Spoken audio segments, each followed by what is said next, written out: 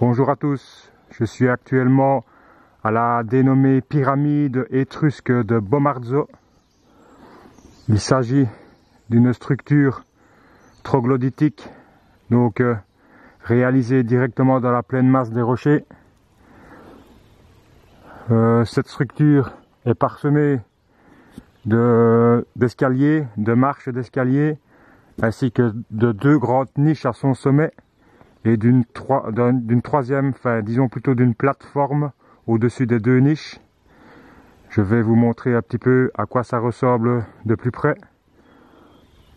Donc apparemment tout cela a été réalisé dans un gros morceau de rocher qui s'est détaché d'une falaise. En venant ici, on aperçoit tous ces rochers qui se détachent de la paroi rocheuse pour accéder jusqu'à ce site. Et ce vestige est réalisé dans un de ces gros morceaux rocheux. Donc, nous voyons donc en premier lieu ce qui frappe, c'est les escaliers, les motifs d'escalier. Il y a un premier escalier qui donne accès à la soi-disant pyramide. Disons plutôt que c'est un sanctuaire, je dirais. Un sanctuaire dédié à l'élévation spirituelle, ou en tout cas à son symbolisme. Donc nous accédons à cet édifice par des escaliers qui sont directement taillés dans la pleine masse des rochers. Il est très difficile d'établir la technologie qui a été utilisée ou la technique qui a été utilisée pour réaliser cet édifice. Nous voyons effectivement différentes sortes de marques sur les rochers, mais rien ne semble indiquer que la technologie fut celle du marteau et burin du peuple étrusque. Il s'agit peut-être même d'un édifice beaucoup plus ancien que la civilisation étrusque, comme je me répète à vous l'expliquer dans tout mon travail et mes vidéos. Donc montons, cheminons, marche après marche, ce qui symbolise bien une ascension spirituelle, comme dans tous les autres temples, même dans les pyramides en bloc. Il y a souvent ces motifs en escalier, on les retrouve un peu partout, que ce soit dans les structures monolithiques directement réalisées dans les rochers, ou bien dans les édifices en bloc tels que les pyramides ou les temples de périodes moins anciennes.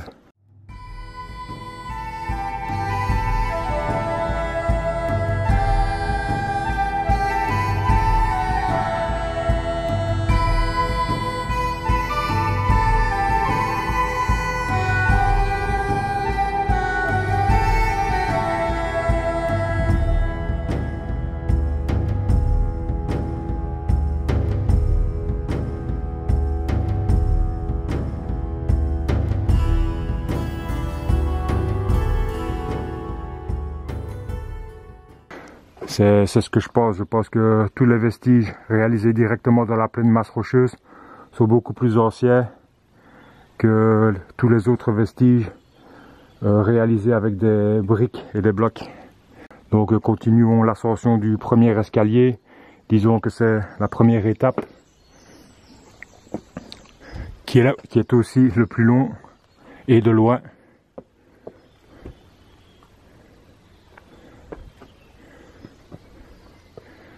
Quand on arrive pratiquement au-dessus, à 2 marches des niveaux des niches, il y a d'autres petits escaliers. Enfin ici c'est le même que celui d'entrée, mais il y a un second ici au centre.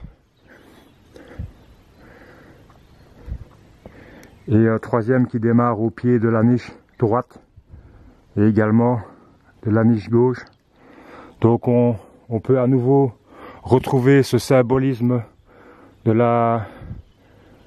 l'équilibre, de l'échange des côtés gauche et côté droit, afin d'accéder à l'équilibre en son centre, afin d'ouvrir une nouvelle porte qui nous permette d'accéder à un niveau de conscience plus élevé, symbolisé par l'escalier qui se trouve au milieu de la niche droite et de la niche gauche, qui représentent toutes les deux les côtés gauche et côté droit du soi inférieur temporaire, qu'il est nécessaire d'équilibrer par une balance afin d'accéder à un nouveau niveau de conscience, symbolisé par des nouvelles marches qui nous invitent à nouveau à nous élever encore plus haut et à enfin accéder à un niveau de conscience que nous n'avions pas jusqu'alors sans avoir balancé les opposés. Les opposés, c'est ce qu'on retrouve à l'intérieur de nous, mais également partout dans l'univers, hein.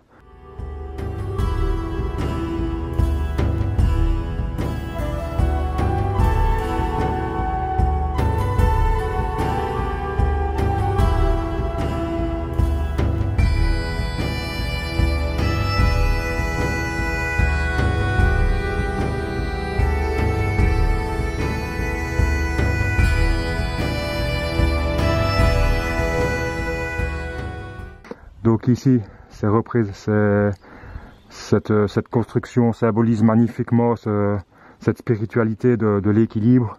Donc allons-y, ouvrons la porte du milieu et accédons à cet état de conscience plus élevé en continuant notre procession, dirons-nous, notre avancement, notre élévation spirituelle au-delà des polarités, au-delà de la dualité du monde.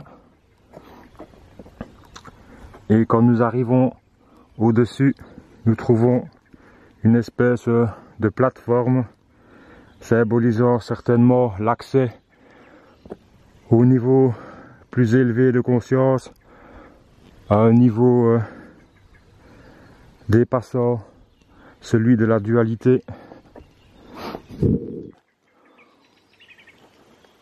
En parallèle à tout cela, le mystère est aussi celui de savoir exactement la technique, la technologie qui a été utilisée pour réaliser ceci, mais aussi tous les autres vestiges troglodytiques ici en Italie et partout dans le monde, hein.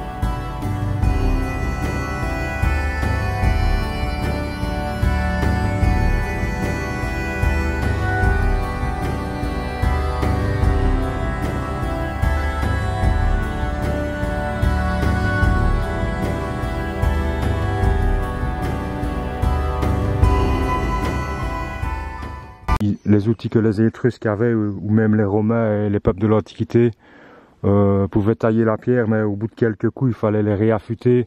Et ça aurait vraiment demandé une matière première vraiment trop importante pour réaliser toutes ces excavations. Bon, ici ça va encore, mais quand on voit par exemple les canyons que j'ai visités les jours précédents, c'est des milliers, voire des millions de mètres cubes dégagés. Alors c'est vrai que c'est dans du tuff, une roche relativement tendre, mais cela n'a rien à voir parce qu'on trouve exactement le même type de vestiges dans des roches naturelles extrêmement plus dures, telles que le calcaire ou même le basalte. Donc ce n'est pas la dureté des roches qui peut expliquer ce travail.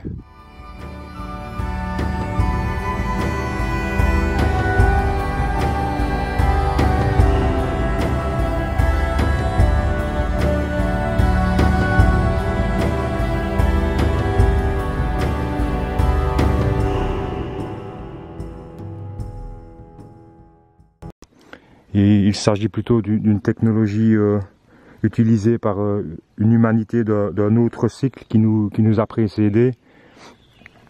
La vision du temps des anciennes civilisations n'était pas la vision du temps que l'on a aujourd'hui. C'était une vision du temps qui avait compris qu'il y avait des cycles et que chaque cycle a connu sa propre humanité, des humanités différentes du cycle actuel, qui a à la fois des ressemblances, hein, on le voit par les symbolismes qui sont encodés dans les constructions. Ça c'est la similarité, mais aussi de grandes différences au niveau de leur possibilité à interagir avec la matière. Donc voilà, j'espère que ce petit film vous a plu. J'espère que la théorie vous la trouvez au moins intéressante. En tout cas, c'est celle que je trouve la plus intéressante depuis mes 5 ou 6 ans de recherche sur tous ces vestiges de notre passé, principalement les vestiges réalisés directement dans la pleine masse des rochers, mais on retrouve également ce symbolisme dans les constructions et dans l'art des civilisations de l'Antiquité officielle, dirons-nous, parce que les archéologues académiques ne reconnaissent qu'une Antiquité qui finalement est encore très proche de nous. La véritable Antiquité est bien plus éloignée. C'est le premier monde, ce sont les vestiges qui ont été faits par la première humanité du premier cycle. Ensuite, il y a eu un deuxième cycle qui a produit tous les vestiges cyclopéens, dirons-nous, de taille gigantesque, avec souvent des ajustements parfaits. Ensuite, le troisième cycle, c'est le cycle actuel qui a débuté avec les civilisations de l'Antiquité officielle. Et nous vivons toujours actuellement dans ce troisième cycle et troisième période de l'humanité.